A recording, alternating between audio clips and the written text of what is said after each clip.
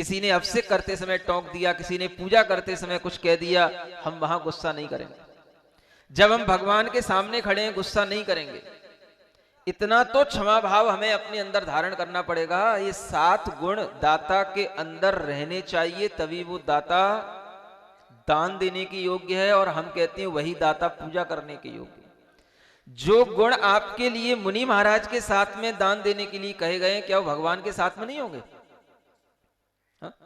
भगवान के समय साथ में जब आप जुड़ते हो, भगवान की पूजा करते हो, तब भी ये 7 गुण होने चाहिए, क्योंकि आपके अंदर दाता के गुण हैं, दाता के शुद्धि के गुण हैं, तो ये शुद्धि तो आपके अंदर होनी चाहिए। और ये मन शुद्धि तभी होगी जब आपके अंदर ये क्रोध भाव कम से कम उतनी देर तक ना हो जितनी देर तक हम देव शास्त्र गुरु के सानिध्य में हों। शास्त्र सभा चल रही हो, जिनवाणी चल रही हो, कितनी कोई कुछ भी कह दे, लेकिन गुस्सा ना आए, क्षमा भाव उतनी देर के लिए तो रखना। आखिर हम वहां नहीं रखेंगे तो फिर अभ्यास कब करेंगे हम? वह क्षमा भाव जो हमारी आत्मा का गुण है, हमारा धर्म है, केवल बस 10 लक्षण धर्म के दिन ही क्षमा भाव रखेंगे। बस पहला दिन आएगा क्षमा धर्म, फिर दूसरे अंत में फिर हो जाएगी क्षमा वाणी, इतनी में हो जाएगा काम? धर्म का मतलब जो हमेशा धारण किया जाए। और इसीलिए श्रावक के कर्तव्यों में दान और पूजा लिखा है कि वो रोजाना करता है। तो करता है, कैसे करता है? उसको इन गुणों के साथ में करना। रोजाना भी हमारा 1 घंटे का, 2 घंटे का, आधा घंटे का भी इस तरीके का अभ्यास बनेगा कि हम मंदिर जा रहे हैं तो कैसे जाएं? इन 7 गुणों को धारण करके जाएं। आपके अंदर क्षमा भाव धारण करने का भाव आएगा, ये आपकी आत्मा का गुण धीरे धीरे बढ़ता चला जाएगा, आपकी आत्मा में क्षमा भाव बढ़ता चला जाएगा। तो दूसरा गुण ध्यान रहेगा, क्या हो गया? क्षमा भाव। जो दान और पूजा की क्रिया कर रहे हैं उसमें कोई भी कुछ भी कह दे, समझ आ रहा है? गुस्सा नहीं करना। प्रैक्टिकल करते समय, पहले थ्योरी सुन रहे हो, अभी तो आप अभी प्रैक्टिकल नहीं है। जब प्रैक्टिकल का टाइम आता है ना, उस समय गुण ध्यान रखना। पहला गुण सब याद करके उठना, 7 ही गुण, सब लेडीज, बच्चे, जेंट्स, सब। पहला गुण कौन सा दाता का? लौकिक फल की इच्छा नहीं होना। लौकिक फल समझ गए ना? हाँ, हमारा बेटी का विवाह हो जाए, हमारे बेटे का जॉब लग जाए, हमको पुत्र की प्राप्ति हो जाए, है ना, हमारा ये मकान जो है बिक जाए, हमारा ये मकान बन जाए, ये सब क्या है? एक एक चीज समझानी पड़ती दिल्ली के भोले वाले साहब को। फिर दूसरा गुण क्या है? क्षमा भाव। तीसरा गुण आचार्य कहते हैं निष्कपटता। क्या होना चाहिए? निष्कपटता। निष्कपटता का मतलब कपट भाव नहीं होना। अब कपट कहां हो जाता है? भगवान की पूजा करने में भी कपट हो सकता है और आहार दान देने में भी कपट हो सकता है। इन दोनों चीजों के साथ जोड़ के चल रहा हूं मैं आपके साथ, समझ आ रहा है? मुख्यतः तो आहार दान की। आहार दान में अब आपको कपट भाव कहां आता है, छल कहां आता है, आप खुद सोचो, हमें बताओ।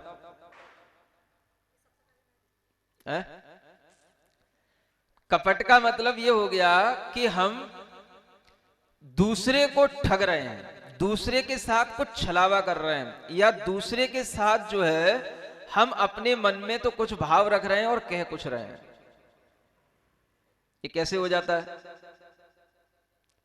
हमारे मन में भाव आया, हमें महाराज को आहार देना है, सुन रहे हो? अब हम सोचते हैं किस दिन सबसे कम चौके लगेंगे, उस दिन हम महाराज को आहार देने की सोचेंगे। सुन रहे हो? आपके मन में बैठ के बोल रहा हूं। समझ आ रहा है? और जैसे ही हमने देखा आज इनका भी नहीं लग रहा, आज इनका भी नहीं लग रहा, उससे पहले पूछता था भैया कब लगाओगे? अभी हमारे घर में थोड़ा सा बेटी नहीं है, बहू तो बीमार सी पड़ी है, अभी नहीं, जब समय आएगा लगा लूंगा, देखता हूं लगा लूंगा। मन में भाव क्या है कि मौका उस दिन मिले जिस दिन लगे और उसी दिन महाराज आ जाए। समझ आ रहा है ना? और दूसरों से क्या कह रहा है?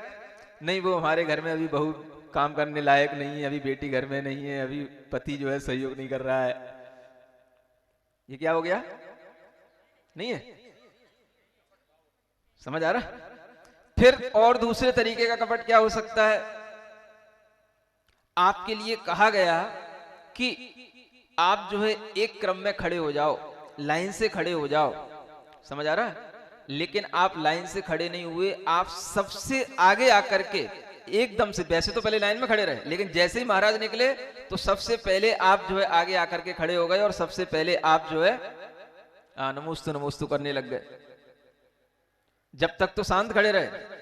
कब तक? जब तक महाराज नहीं आ रहे, नहीं निकल रहे। और जैसे ही सामने आए तो सब मर्यादा तोड़ करके, समझ आ रहा है ना, और आप जो है बिल्कुल अपना काम, सबसे पहले हमें महाराज मिल जाए। ये क्या है? नहीं है? नहीं है कि नहीं? हमारे मन में कुछ और चल रहा है, वचन में कुछ और चल रहा है, काया से कुछ और हो रहा है। समझ आ रहा है? वह कपट भाव इस रूप में भी हो सकता है कि हम जब मुनि महाराज को आहार दे रहे हों तो हमारे मन में यह भी भाव आ सकता है कि ये मुनि महाराज का आहार केवल हमारे ही यहां हो जाए और दूसरे के यहां पर नहीं हो पाए। समझ आ रहा है? और वह दूसरे के लिए कोई ना कोई विघ्न उत्पन्न कर देगा किसी ना किसी तरीके से। जैसे मान लो मुनि महाराज को 9:30 बजे निकलना है, तो श्रावक कह देगा महाराज 10 बजे निकलते हैं। समझ आ रहा है ना? तो वो निकलेगा, वो तो आएगा 10 बजे और ये पहुंच गया 9:30 बजे। कुछ भी हो सकता है कपट भाव। समझ आ रहा है? कोई दूर था, समझ आ रहा है, नहीं आ पाया समय पर, जाकर के पहले से ही महाराज से निवेदन कर देगा महाराज जी जल्दी चलो जल्दी चलो जल्दी चलो, ताकि वो ना आ पाए जिसके यहां होने की संभावना है। इस कपटता के भाव के साथ में एक और भाव जुड़ जाता है, अनसूया। इसको क्या बोलते हैं? अनसूया का मतलब होता है मात्सर्य भाव, ईर्ष्या भाव। समझ आ रहा? एक तो कपटता का भाव किसी भी रूप में हो सकता है, अपने मन वचन काय की कपटता। हम हो सकता है कि महाराज को आहार तो दे रहे हैं लेकिन भीतर कपट भाव ये रखे हैं कि हमारे अंदर आहार देने की इच्छा नहीं है, हमें तो देना पड़ रहा है क्योंकि मैं समाज में हूं, तो समाज के व्यक्ति होने के कारण से मुझे आहार देने के लिए आगे आना है। समझ आ रहा? हाँ, मैं यहाँ का प्रमुख हूं तो मैं नहीं करूंगा तो लोग क्या कहेंगे, इसलिए मुझे करना पड़ रहा है। भीतर से ना कोई विनय का भाव है ना कोई भक्ति का भाव है, लेकिन फिर भी कर रहा है और सब करेगा। महाराज के पूजा भी करेगा, नमोस्तु भी करेगा, लेकिन उसके मन में आहार देने का ऐसा कोई भाव नहीं है, सरलता का भाव नहीं। तो ये भी एक कपट का भाव है। कुछ भी हो सकता है। अनुसूया माने ईर्ष्या का भाव, दूसरे श्रावक के प्रति ईर्ष्या का भाव, इसके यहां आहार न हो जाए। समझ आ रहा है? ये भाव आता है कि नहीं आता है? कि यूं ही लिखे हैं सब ये भाव है? कल भी तेरे यहां आहार हो गए थे, आज फिर तेरे यहां आहार हो गए। कौन सा मंत्र पढ़ के आता है महाराज के कान में? नहीं समझा? अभी 2 दिन पहले तो हुए थे, आज फिर हो गए। पटा लिया क्या महाराज को? नहीं समझ आ रहा? कुछ भी हो सकता है। और जब ये देखने में आ जाता है कि इसके यहां पर महाराज आ रहे हैं, इसको लाभ मिल रहा है, तो उससे ईर्ष्या भी होने लग सकती है। क्या समझ आ रहा है? ये भी कपट का भाव आ सकता है। देखो, कपट और ईर्ष्या सब साथ साथ चलते हैं। समझ आ रहा है? ये भी कपट का भाव आ सकता है। देख, महाराज भले ही तेरे यहां आ जाएं, लेकिन तू लेकर के मेरे ही चौके माना।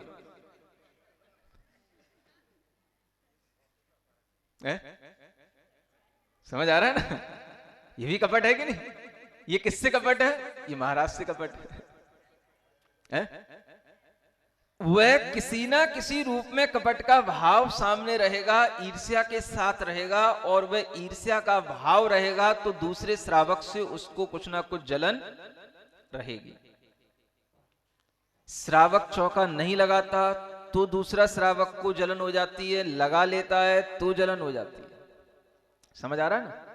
किसी के यहां पर आहार ना हो तो भी आपको हो सकता है लगे अच्छा है, आज हमारे यहाँ महाराज का फिर आहार हो गया, आज फिर आहार हो गया, चलो तेरे यहाँ नहीं हुआ ना, मैं तुझे तो मालूम था, तुझ जैसा पापी तो कोई है ही नहीं है, दानांतराय कर्म का फल तेरे लिए मिल रहा है।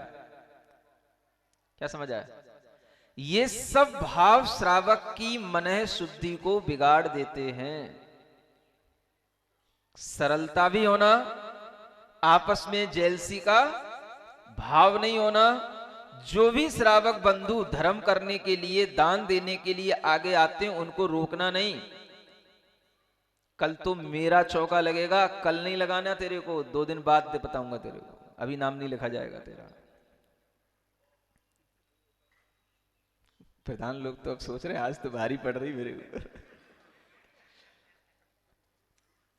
अब वो समाचार ही ऐसा चल गया तो मैं क्या करूं।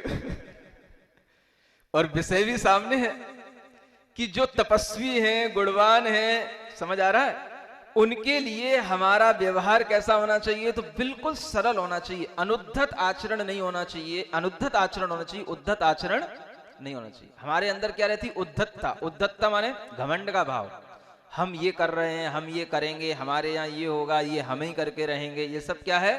ये उद्धतता है। होना क्या चाहिए? बिल्कुल शालीनता, क्षमा के भाव के साथ, सरलता के भाव के साथ, बिना किसी के साथ जलन के भाव के साथ, कोई भी मायाचारी छल कपट के भाव के बिना, हमें किसी भी लौकिक इच्छा के बिना। समझ आ रहा ना? ये कितने, अभी तो 4 ही गुण हुए। क्यों?